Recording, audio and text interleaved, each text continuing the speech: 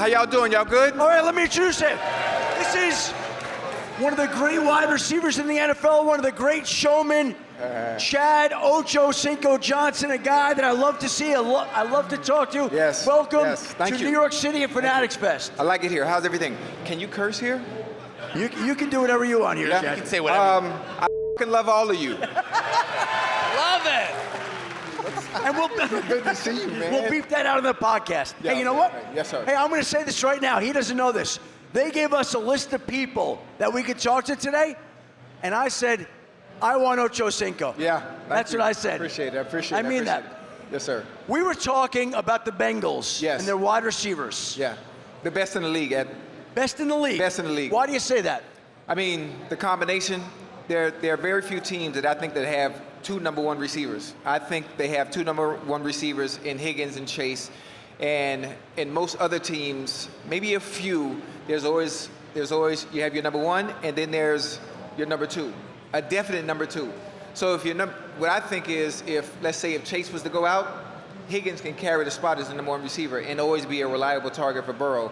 And I think vice versa for the two. So there are other few teams that are like that have some really, really good, what people call 1 and 2, but I think they're really 1 and 1s. Do you still root for the Bengals? Yeah, absolutely. And have you spent time there last summer in Cincinnati? I ran into you there. Yes. Have you been there recently? Yeah, I've been there once for training camp. I went to a training camp. And what was your observation from watching them this summer, Chad? I mean, they look good, but everybody looks good in shorts. Everybody looks good in shorts. Everybody looks good against each other. So I really don't make any assessments when I go watch teams at training camps. I just went to the Dolphin training camp the other day, the joint practice with the Commanders. And again, I don't really make any assessments because you know how it is. You're in shorts, you're in helmets. There's no pressure when you're practicing against each other because if you get scored on, it's really not 6 points. So let's bring up a topic, married together, two things that you know a lot about. You know a lot about receivers. Yes. And you know a lot about the business of football. Yes, sir.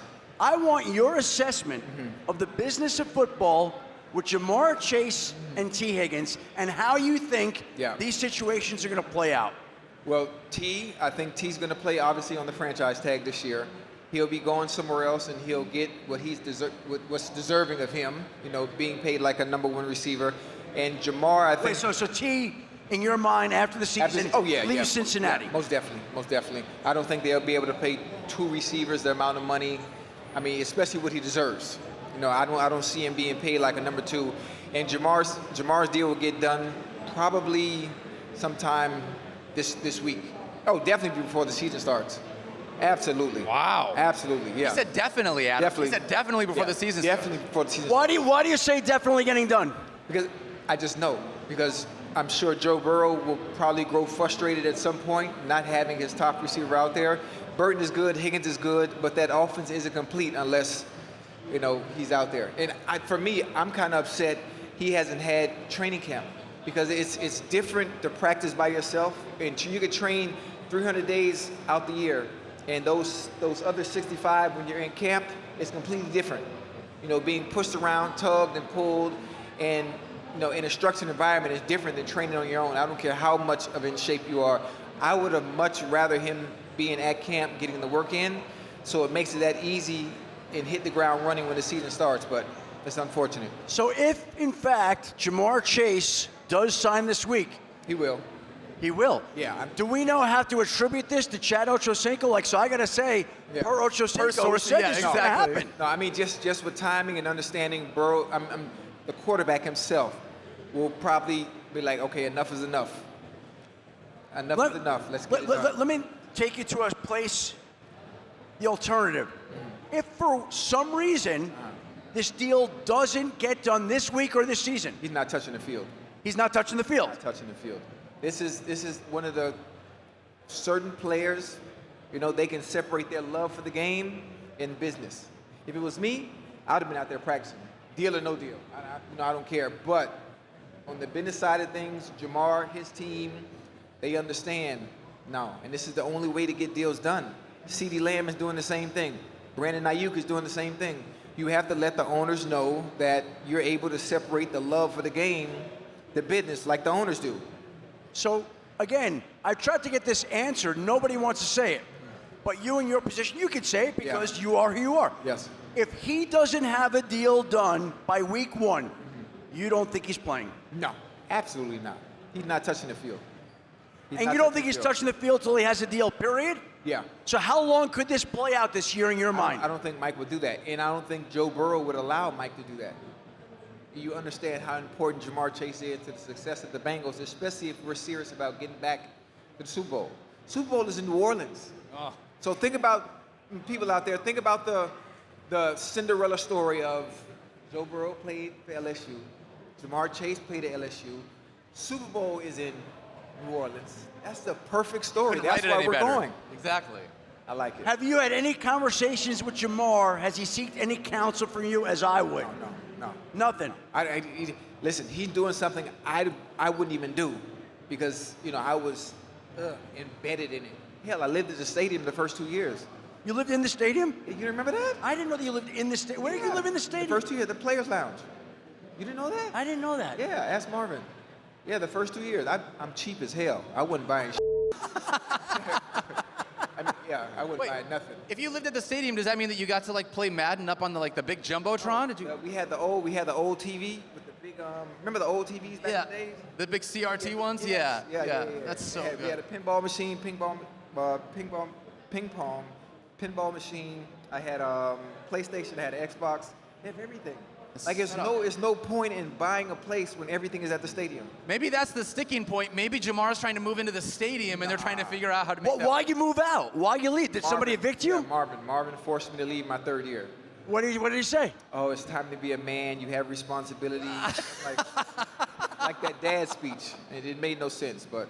And so you got a house or an apartment? I got right down the street. Literally, I could walk to practice. It's called One Lido Place. I'm sure it's still there. Inexpensive. I just didn't want to spend any money. It made no sense. You saved a lot of money then? I still have it all. You still have it all? Damn near. Really? Yeah, I'm cheap as hell. I'm so proud of you for that. Yeah. Is that also eating McDonald's all the time too? Yes. How much? But I own 3 franchises, so that doesn't really count. How many do you own? 3. Where do you own the 3 McDonald's franchises? Kentucky, Indiana, and one in Miami. I did not know this. You own 3 You McDonald's? think I just eat it just to eat it? Oh, this is business. How have those 3 franchises worked out for you? Very well. How did you get into that? It's what I always eat, for one. And first big deal, you got to invest it somewhere. So you invested in McDonald's. That will always accumulate. You will always eat no matter what. How did you find out how to invest in a McDonald's? I have a team. I have a team of people. Yeah. Oh. And it works. And it's been everything that you thought. Are you going to? Is there a chance that you would invest in more McDonald's? No. 3's enough? You're good. That's it. How much time and effort does that require from you now on a daily basis? Team, yes. I get to sit back, kick my feet up, and relax. I love this guy. 3 McDonald's. I like this. This is dope. How is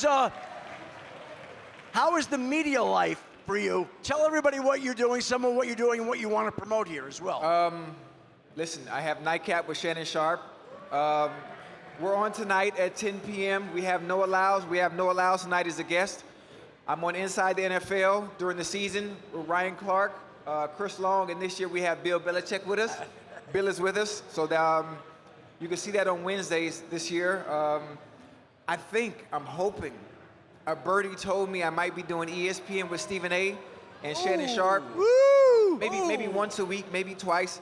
That should be fun. Other than that, everybody in here, I can beat you in Madden and FIFA, and that's pretty much it. You know what's amazing about you? There are many players who need to cash in on the media opportunity right when they get done playing. Yeah. There aren't a lot of players whose star continues to burn bright and add on opportunities the further they get away from their playing career. This guy has. And that speaks to who you are, what you're about, the fact that you could continue to shine on and add on things in addition to the 3 McDonald's franchises, right? Yeah, my personality saved me. How would you feel about coming to work at ESPN with Stephen A. and Shannon Sharp? That would be dope. It'd be a dream of mine to be in a position now on the other side of the spectrum and seeing things from a different lens as opposed to when I actually played and it'd be fun. I critique, but I'd be fair. And I think that's been one of the issues that Shannon's always had with me, is when it comes to players, I always take their side, but I've gotten a little better at being able to critique them without it being offensive and being critical. So now that I've gotten better at it, I think I'd be okay on the other side of the desk. How do you feel about working again with Bill Belichick, who you briefly played for in New England? It's going to be fun. It's going to be fun. It's going to be a lot of fun. I think I was one of the few that was able to bring a different side of him out. If you've seen some of the videos with him and I before, and I think I'm going to be able to do the same thing, on TV. Working with him, that's going to be an awesome thing. It's going to be fun. You got a lot of things going on there. That's a good yes. Are you hiring? What's that? I need more jobs. Are you hiring? Well, we'll get you on the podcast more often. There we go. If you want that? I'm happy to shine a light on you anytime. Okay. You talked about your assessment of the game. Who's the one receiver in the game that impresses you today? The most? Oh my goodness, it's so many good ones. Good. Obviously, Jamar Chase, T. Higgins, Devontae Smith, A.J. Brown. The quadruple receivers in Green Bay. Oh, Really good. Tank so Dell, good. Zay Flowers. But I always go back, when people talk about the best receivers in the game or the best route runners in the game, I always go back to my favorite three before I even talk about the new ones, because we seem to forget about the players that put in the work and have an extensive resume of consistency. Devontae Adams is my number one. Number one. Stephon Diggs is after that. And what Keenan Allen has done, he doesn't get the credit he deserves. Keenan Allen is my third, and then I go into everybody else. Those are three veterans. Devontae Adams, Stephon Diggs, Keenan Allen. Yeah. Do you see any drop-off in any of the three? No, not at all. There is no drop-off. Obviously, we have to understand the quarterback carousel and inconsistency at quarterback play with Devontae Adams. There's nothing wrong with him. Keenan Allen was Keenan Allen last year. I know, obviously, the injuries had hampered him a little bit, and this year he's going to get back to doing and being what we're used to seeing, especially having Caleb Williams at the helm. And Stephon Diggs is going to have a season. He's going to have a season. We were talking about that before. How do you see that working with C.J. Stroud having Stephon Diggs, Nico Collins, Tank Dell, Dalton Schultz, Joe Mixon? Yeah. He's got a lot of people. It's only one ball, but he's such a special quarterback. He's very special, especially with what he did last year. And think about the Cardinals receiving group of 2012, if I'm not mistaken. All of them were 1,000-yard receivers. Breeson, I don't know if I'm saying it wrong, Anquan Bolden, and Larry Fitzgerald. I think I have the year right. I might have the year right. It might be wrong, but it's possible. It's possible. And they'll be able to get it done. So these Texans remind you a little bit of that Cardinal crew? I think a little bit more upside with these receivers. A little bit more upside, yes. And obviously, it's a passing league now. They throw the ball all day, every day. So has the league shifted even more to a passing league in the brief time that you've been out of it? Yeah, most definitely. And why is that? I don't know. I don't know. Because it's more fun. It's more fun to watch, honestly. It's more fun. I think the fans, obviously, they enjoy it a lot more. Everything's loosened up, you know. When I was playing, you couldn't celebrate. And I broke the rules anyway. Now they have a celebration camera. So everything has changed. You were the best celebrator there was. Yeah, the best. It was fun. Can you do something like for them right now? Like I'm too old. Too old. Too old. Is there anybody whose celebration today that you like? A team, a player, anybody? I mean, everybody is different. I like the group celebrations they do, but I need someone to push the envelope a little bit. For me, now that you can celebrate, I would integrate the fans. I would actually integrate the fans and push the envelope and force the NFL to find me. Like, pull a fan out the stands when you score something. How much did you get fined from the NFL? Well over $2 million, probably. Is that why we Over live $2 cheap? million. Easy. Wait, hold on. Easy. So the guy that saved all his money on rent lost it in celebration Yes, fines. but it's about entertainment. It's a game. It's a game of entertainment. So I was there to entertain. That's it.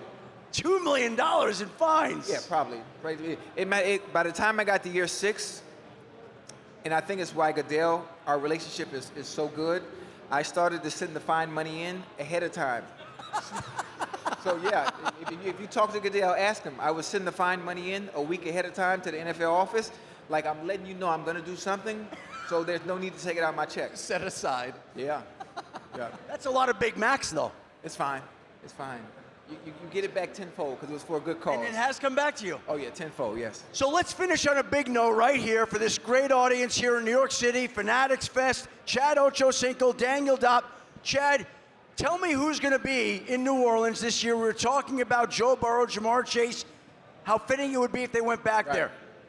As you look into your crystal ball for the upcoming season, as you might have to do for ESPN, as you will do for Inside the NFL, who do we see in New Orleans in the upcoming season Super Bowl?